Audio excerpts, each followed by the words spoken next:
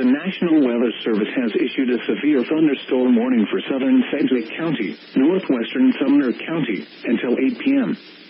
At 7:07 p.m., a severe thunderstorm was located near Viola, or 8 miles northwest of Conway Springs, moving northeast at 55 miles per hour.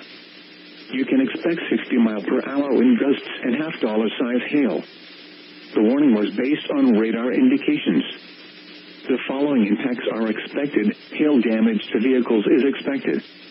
Expect wind damage to roofs, siding, and trees. Locations impacted include Wichita, Goddard, Clearwater, Garden Plain, downtown Wichita, Viola, West Wichita, Eisenhower National Airport, and Lake Afton. This includes the following highways: Interstate 135 between mile markers 2 and 6.